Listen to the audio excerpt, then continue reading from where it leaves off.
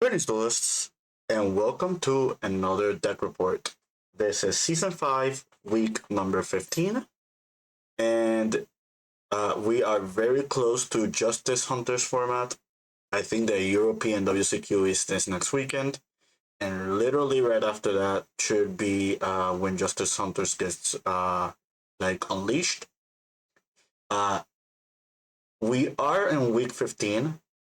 Uh, Prior to the last Forbidden Limited list, we arrived up until week 16 in season 4. So I have a hunch that we're probably going to get a Forbidden Limited list very, very soon. Like, if not this week, probably the week when Justice Hunters gets revealed. So for this past weekend, I chose to play something different. I've been on Super Quantum Malice for a while now. The deck I'm about to show was my second option for the North American WCQ, but I chose not to play this at that event because the deck had a few very integral issues that I couldn't solve. And those issues, are enough to lose me games, if they happen very frequently. I'll explain those issues once I talk about the decks that I faced this weekend, because that same issue I did run over this past weekend, and sadly because of that I did not end undefeated. I ended up 5th place at my locals. If it wasn't for that specific issue that I cannot solve with this deck, I probably would have ended up undefeated.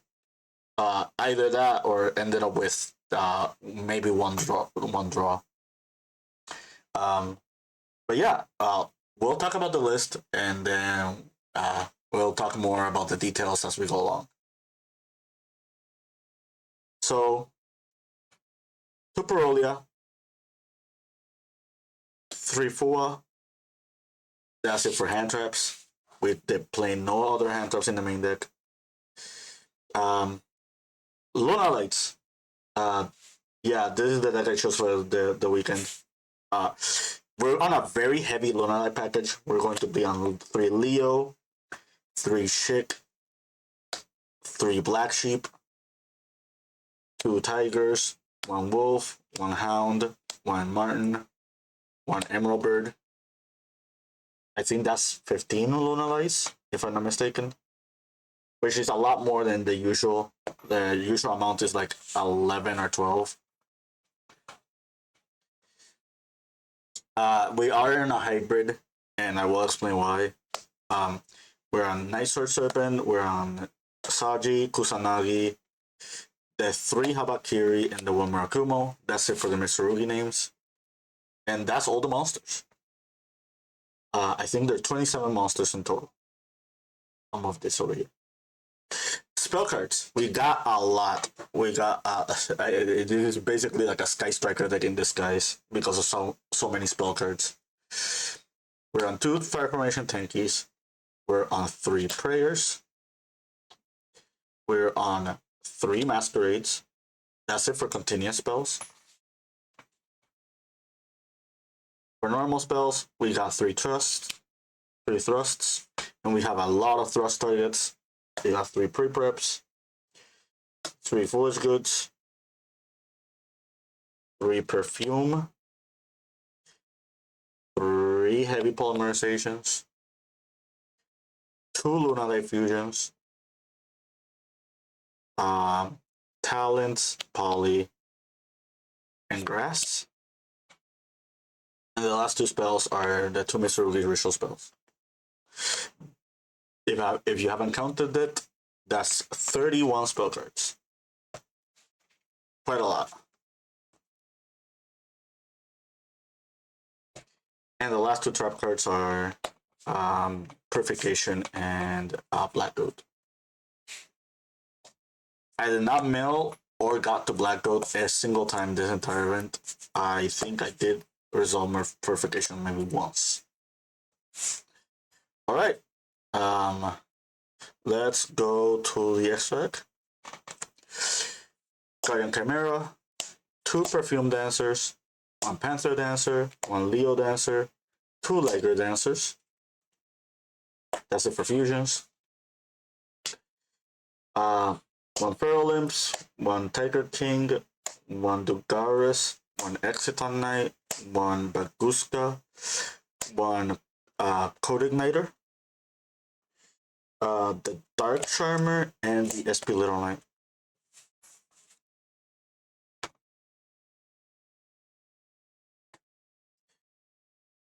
Sedex, 3 Lancia, 3 Droll, 2 Nibiru, 2 Wosu, Feather Duster,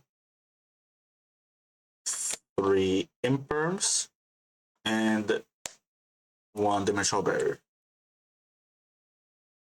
Alright, explanation time. So, I chose to play Lunalight this weekend. I actually thought that Lunalight was going to be like a lot of under the radar just because it didn't perform well neither in the Oceanic or nor in the North American WCQ. Lunalight is just one of those decks where if you don't respect the deck enough, the deck will outright beat you. Like Liger is just a very strong card. If you look at the past deck report from Road of the King, you're gonna see that Lunalight is like gaining a lot of steam. They're like the 4th best deck at the moment, or like 4th to 5th best deck. Well, best performing deck during the week. Like after their OCG ban list. This deck is really solid. I think this deck, if it gets its engine rolling, can just beat anything in the metagame, even post Justice Hunters. The issue that I found with the deck, like, there was one issue I found with the deck that I've solved it. I solved it with the Mitsurugi cards. And you're probably thinking, well, there's just another Mitsurugi pile combo deck like Ryzeal. No, it's not. The main purpose behind the Mitsurugi cards is just to have another engine that just plays through your opponent's interactions. These cards are here to distract your opponent's non-engine or your opponent's actual board. The whole purpose behind the Mitsurugi cards is just to make sure that your opponent's board does not stick against whatever you want to do against them. And they are also good hand trap checks because most of the hand traps that hurt Lunalight also hurts the Mitsurugi cards. So if your opponent does not stop your Mitsurugi cards, they won't stop your Lunalight cards. Funnily enough, I did lose one game, and it was because my opponent had Nibiru and Diddy Crow, and they did not Crow nor Nibiru any of my Mitsurugi cards. They literally held it for the Lunalight cards. And at the end of the match, they did tell me that they were not familiar with the matchup, so they didn't know what to hand trap, which is a fair argument. But yeah, like for the most part, the Mitsurugi cards are just here to just make sure that the Lunalight cards actually work. So that was the purpose behind this engine. Also, because of the King of the Feral Imps, you have a way to just bridge into Mitsurugi with your Lunalights if your Lunalight game plan does not fall through. The Mitsurugi cards are just good on their own to just stop your opponent or just break their opponent's board or just like make boards that are just very problematic for your opponent. So just having the ability of just bridging one engine to the other with the Lunalights is also really good. Like a lot of people just focus way too hard on just the fusions. I really like this deck as a rank 4 toolbox deck, very similar to Ryzeal. Ryzeal does a way better job, but the difference is you do not lock yourself with the Luna cards. The Ryzeals do lock you. So just having the ability to play all of these are just really strong. I have situations where my opponent just had a very strong board, and I just made Baguska to just soften their board until I just get to my Luna cards. I've also had games where my opponent like wastes a lot of their disruptions on us, and then I just end up summoning Exit on Night, and EDX on Night just ends up blowing up their board. Shout outs to Glenn and Armando. They both did not think about Exit on Night when I was doing my Lunalight plays, and this caught them off guard, and it blew up their board. Like this card won me 3 games this weekend. Um, there was one game I nuked my opponent out of 9 cards. They had 9 cards on the board, and this card nuked all of them. Again, shoutouts to Armando, my Orcust Fiendsmith opponent. So yeah, this card came up in testing. There were a lot of situations where I just had to have a Kyrian Murakumo in my hand and no way to ritual summon because my opponent stopped my ritual spells. This card would have been this card's very helpful for that. The MVP of my extra deck, funnily enough, is not Exit on Night. My MVP was Tiger King. I actually underestimated the power behind Tiger King. I think Tiger King won me. Like, I played against 3 Fiendsmith decks this past weekend, and they all summoned the DDD. And because of Gold Leo, I managed to get my way into Tiger King to just like get rid of my opponent's, like just negate my opponent's DDD. Shout out to Armando. Like, he did not think about that, and he could have paradise to get rid of this. I did have a game plan if he got rid of this, but he did not, and this just made it a lot easier for me. To just break through their board because they were relying on that Caesar to back them up.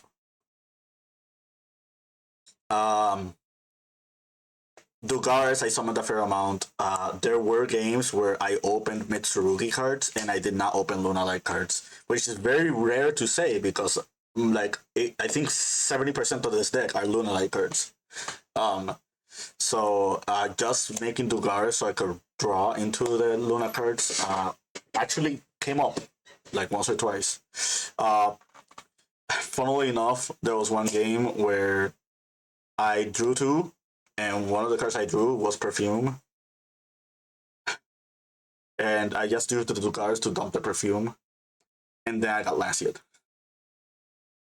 Storm Armando again. Yeah. No regrets on the extra deck. My only link monsters were Dark and SP. I darked a lot. I darked for Murakumo. I darked for. I'm trying to remember what else did I dark shimmered for. 2 times I did it for Murakumo. One time I did it for. I think I did it for a DD Crow once. And I just linked away the DD Crow into this. So that was helpful. I summoned Double Liger twice this weekend. I think it was twice or 3 times. I don't remember. I didn't make Double Liger a lot. I did make 1 Liger a fair amount. Funnily enough, most Liger summons were not because of Masquerade or because of hard fusing for it. Most of them were because of Wolf. If you're not playing this in your Lunalight deck, I don't know what you're doing. Another Lunalight card that I have to talk about that a lot of people don't play in their deck, it's Emerald Bird. This card came up for me 5 times this weekend. This card is really, really good. If you're not playing this in Lunalight, you really should play this in Lunalight. Like, I kid you not. Like, there was one game, I was playing a situation. I had the Yellow Martin in my graveyard, and I still haven't used Yellow Martin's graveyard effect, but I did have like the Lunalight Tiger. I activated the Tiger. I tried to Tiger the Yellow Martin. The Yellow Martin got Bestialed. It got Druiswormed. And then what ended up happening was I summoned the Gold Leo to grab Emerald Bird and dump it, and then I went Emerald Bird Shining 1, Gold Leo Shining 2. So that way I chain blocked to avoid the DDD. This goes back to my hand, this goes to the board, and then I made the Tiger King. And I just kept going after that. Like, regardless, needless to say, I won that match. But yeah, shout outs to Armando again. Um, it does come up.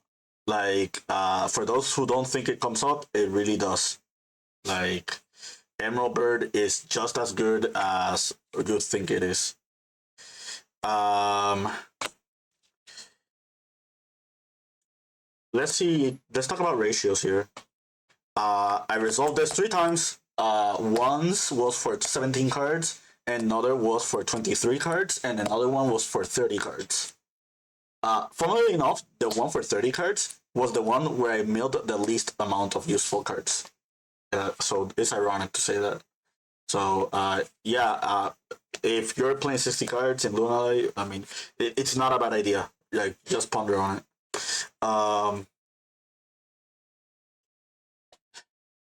This poly only resolved, I think, twice this past weekend. Like, this poly got stopped a lot. It got impulsed. It got drolled in front of my graveyard after I milled it. It got DDD'd. Yeah, you name it.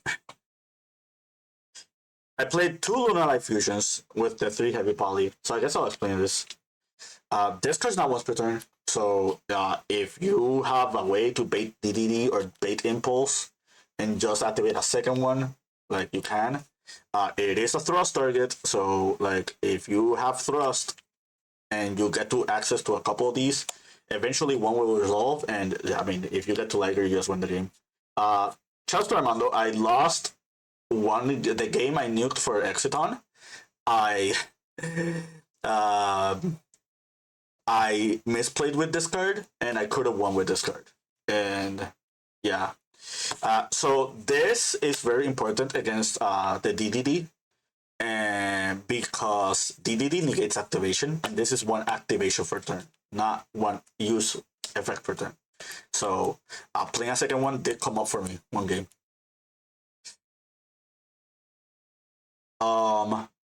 So perfume. I want to talk about this.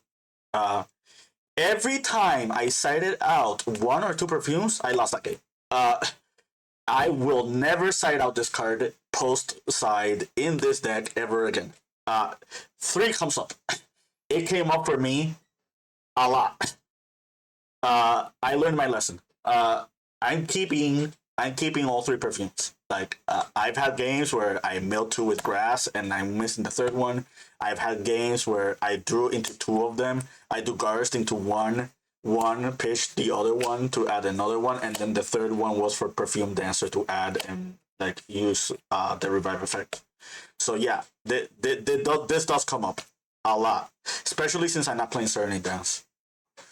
Why am I not playing Serenade Dance? If you notice this deck, like, I am only playing 5 Charmies. I'm not playing any hand traps. I basically want every single card to be live if I'm going second. And honestly, I am like, obviously I'm playing a few bricks. Like, I am playing that. They have the engine requirements. These needs Mitsu's for work, to work. But for the most part, a lot of my cards, like the Purification, is also the card to sort of, it is a good perfume target, so that is something to keep in mind. It's also good. You can also send it with Foolish Goods. That did come up once. Like, we do have a few going second cards. I mean, a few cards that are not especially great if you go second when you open them. But I'm on 60 cards, right? So like, I try to not open any of them. I just don't want Serenade Dance in my hand. Every time I play Serenade Dance in my 60 card deck, I open it like it's my job, despite it being 60 cards. Like, that's Yugi for you. So yeah, if you're like me and you're not playing Serenade, but you're still playing Foolish Goods, max out on Perfume. Always. Yeah, max out on Foolish Goods. Consistency. You just need to do it. Okay, so let's talk about the situation this deck has and the reason I did not play for the North on WCQ. The number one problem I had with this deck was playing through an established board backed up by Droll and Lockbird. The established board was not the issue. I could break boards with this deck real quick, especially with Thrust in the deck. The problem is, if you get drolled, half of your car engine that interacts with your opponent are searchable targets, are cards that you're searching. The Mitsurugis do not help with that because Mitsurugi also folds to draw. So I couldn't solve that issue. And this past weekend, I did lose to White Forest this past weekend because they had draw in their opening hand alongside their end board. They did that twice, and I lost both games uh, where that happened. So yeah, I cannot shake off that situation with the deck until I do. Like I'm probably not going to play this deck for a lot of major events because draw is everywhere. Like until Raizio faces out of the format, you're going to see draw pretty much like every single time. Uh, Maybe post Justice Hunters, this might become a lot better because the newer decks are not that like influenced by draw. Like the only one is probably Yummy, like to some extent, and it's really not that detrimental to them if they get to their engine rolling. So yeah, that's it. I don't think there's not much I will need to talk about. The last versions that this deck play Fiendsmith cards. I just didn't want the Fiendsmith cards in my deck. Paradise was glued to my hand a lot of times. This also incentivizes you to play Impulse if you want to play Impulse in the deck. I did not play Impulse because I didn't want one for one hand traps. I just wanted one of my only hand traps in the main deck to be like these interactive cards. And post side, I just played like blanket hand traps. If you noticed, like I did not play like one for one hand traps. Like all I wanted to just stop my opponent. I didn't want to like interact with them like piece by piece. I have my engine to do that, or like already. So yeah. I hope you found this informative to like your understanding. More videos coming soon. Keep practicing and keep dueling.